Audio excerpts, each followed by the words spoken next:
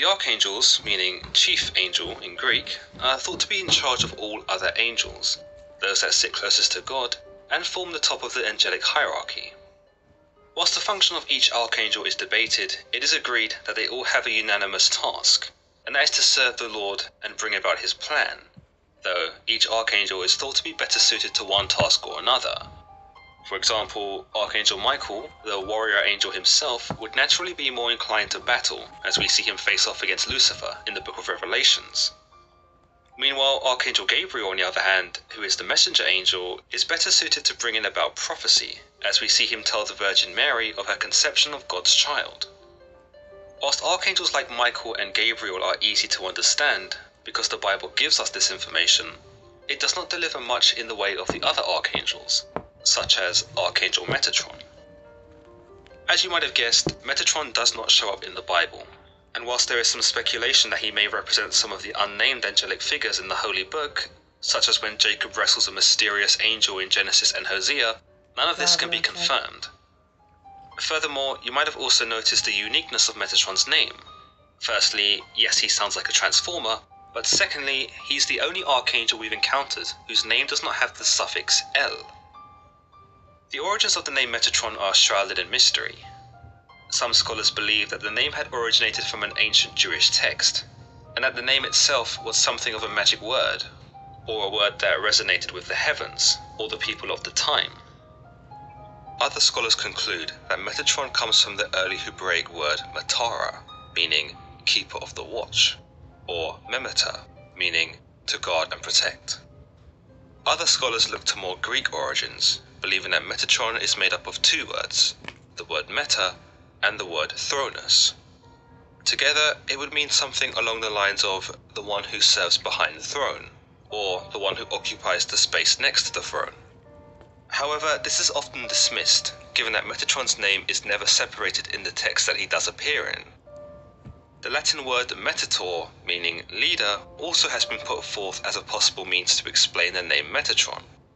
Interestingly, there existed a similar sounding word in mitator, a word for an officer in the Roman army, who served as a leader. By this, it has been suggested that Metatron was spawned of this word, and that it was Metatron who would come to be seen as an angel who led the Israelites through the wilderness, in a similar way that the mitator would lead the Roman army. Of course, these are all stretches without much in the way of credible evidence. In truth, there are many theories regarding the name of Metatron, but as far as I can tell, no one really has a definitive idea as to where it originated from. But who exactly is Metatron, I hear you ask? Well, Metatron appears in the Talmud, as well as in the non-canonical biblical book known as Enoch. He is also a figure within apocryphal Christian mythology, and as a result is either discounted by many believers as a fictional character, or is outright unheard of by many of the faith. We also see mention of Metatron in the Kabbalah, and a series of exegesis by various rabbis. We also see Metatron take form in some Islamic beliefs, where he goes by the Arabic name Metatrush. We also understand from a folkloric sense in angelology that Metatron serves God as the celestial scribe, an angel who records the word of God and the events upon the earth, including the deed of every man and woman. One of the main texts where we see Metatron mentioned comes from the third book of Enoch, usually entitled 3 Enoch. As you may know from previous videos, the first book of Enoch describes the fall of the angelic beings known as the Watchers, and how God imprisons these treacherous angels. The rest of the book sees Enoch experience dreams and visions of heaven and the future itself. By the second book, we see him treated by the archangels to a tour of heaven, where he gets to experience each layer to its fullest, before making a full account of what he has seen. He is also given instructions by God to write down what he tells him, and that he should pass on this information to all who will listen, when he is returned to Earth. When Enoch is brought back to Earth, he only remains for 30 days, before God praises his hard work of spreading his word, and brings him up to heaven full time. It is here in 3 Enoch that we see what happens to Enoch after he has ascended, and how Metatron first comes about. Whilst the authorship of the book has been disputed, it has been credited to Rabbi Ishmael, who notes himself as becoming a high priest after having visions of heaven. Whilst there was a Rabbi Ishmael in the 1st and 2nd century, it's understood he was never a high priest.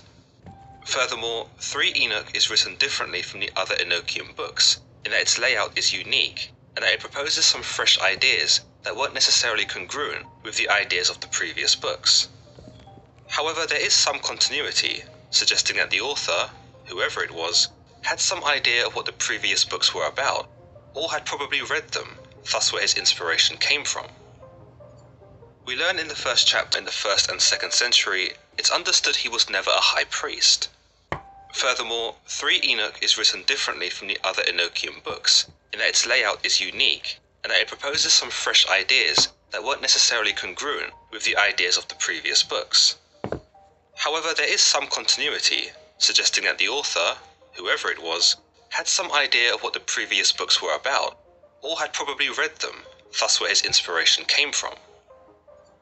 We learn in the first chapter that this Rabbi Ishmael ascends to heaven and is met by the Archangel Metatron, he who is referred to as the Prince of Presence. Metatron leads Ishmael through to a great hall, where awaiting him are the Seraphim and the princes of the Macabre. The Seraphim, as we've spoken about before, were thought to be high-ranking angels that stood beside God's throne, angels who were often related to fire, in that they themselves were burning, or had some divine ability to cast flame. In any case, these entities do not like the look of Ishmael, and they proceed to pounce on him before beating him up. But it is God himself who diffuses these angelic beings in their attack, and commands them to stand down. After this, Ishmael appears to be welcomed in the presence of God, and furthermore guided by the Archangel Metatron. The other angels begin to quiz Metatron, asking him what makes Ishmael worthy to stand here amongst them. But Metatron answers all of their questions with an easy calmness, and seems to be able to pacify the other angels. Interestingly, Ishmael picks up on the fact that the other angels refer to him as youth. When he asks Metatron what his name is, Metatron explains that he goes by 70 names, but that indeed, God and the others refer to him as youth. But Ishmael perceives Metatron to be the greatest of angels, and he who is higher amongst all others, so he cannot fathom why he is called something as lowly as youth. But here Metatron drops the bombshell that the reason he is called youth is because he is the youngest angel, for he is in actuality the man formerly known as Enoch. Metatron reveals that when the flood occurred, he was brought up by God and saved from suffering the destruction of the earth, so that none could say that God was not merciful. So as to show how much God appreciated Enoch, he blessed him, and transformed him into a being that would govern the other angels, perhaps the first and only archangel who had been born a human. But as you might imagine, the transition from man to the ruler of angels did not come about without resistance. We are told that the angels Uzzah, Azza, and Azael rebelled against this decision, declaring to God that he was a fool for making a man into an angel, and that they would not serve under one who was not born of them. But God reprimands them immediately and stamps out their dissent, saying that he valued Enoch more than he did all of the other angels, and that they will bow to him, whether they like it or not. Evidently, the 3 angels do not have the same gall as Lucifer, for they submit to Enoch and do not plan to rebel. If you give me just 89 seconds, I'm going to show you this $1 million skill that they were scared to teach you in school, and how you can use it to get out of the 9-to-5 rat race and use it to build financial freedom. I was always working long hours because I wanted to get ahead and provide the good life for my family. But no matter how many hours I put in, nothing changed. I was still working a boring, dead-end job, trading my time for money. And I knew I didn't want to be doing this for the rest of my life, but for some reason, I was just complacent. We learn that Enoch was given God's blessing, and that his entire body was morphed, every part of him enlarged. He subsequently grew a set of 72 wings. He gave Enoch splendor, beauty, radiance, and even offered Enoch a throne of his own, whereby he would be known as God's representative. It is understood that every angel who wishes to speak to God must go through Metatron first, and that every command uttered by Metatron must be fulfilled by all other angels. It just goes to show how much God in this story trusts Enoch, that he gives him this sort of power. Note, this is a level of power that not even Lucifer was granted when he was an angel. We also learn that Metatron and Metatron alone is privy to many of God's secrets, furthermore showing us how much God trusts him and how valued he is as an angel. In fact, we also learn that God even nicknames him the Lesser Yahweh after himself, and goes as far as to put a crown on his head, almost like he is prepping him for a takeover or something. We also learn that the crown bestowed upon Metatron is so glorious that every angel he comes across, including the likes of Archangel Gabriel, prostrate before him without hesitation. The rest of 3 Enoch sees Metatron escorting Rabbi Ishmael on a journey through the heavens, where Ishmael experiences the wonders of both the spiritual world and the physical world. He learns about the other angels, the battles the angels have, and learns of the world of the demons. He is taught the way in which the heavens operate, the nature of order, and incurs a wealth of knowledge about God and God's plan.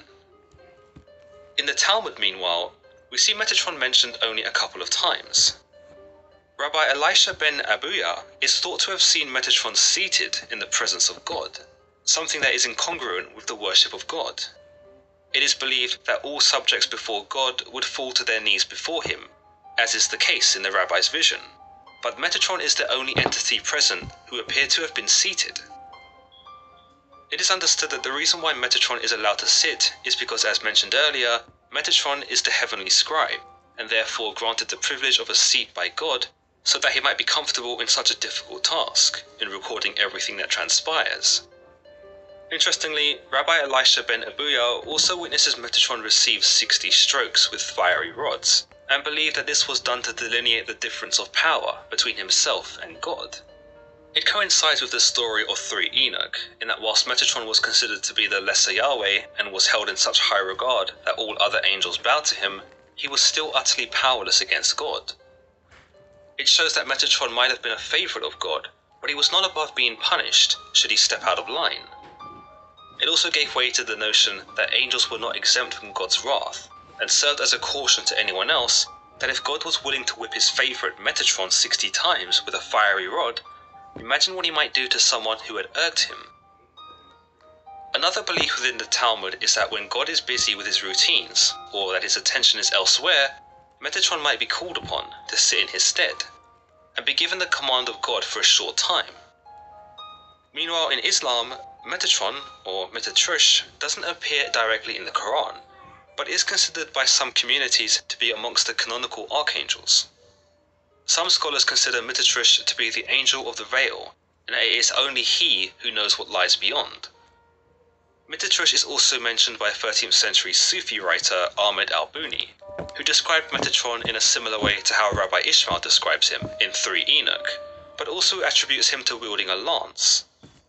In other Sufi beliefs, Metatron is considered to be the angel who is invoked to fight the evil spirits known as the jinn, as well as demons, dark arts, and other supernatural happenings. Whilst Metatron is not at the forefront of people's mind when they think of archangels, there is a belief amongst some that the angel is very much real, and that he serves humanity in a variety of different ways. Those who claim to have seen or experienced the power of Metatron state that they see bright flashes of light when he is near, that which could be the shine of his glorious crown.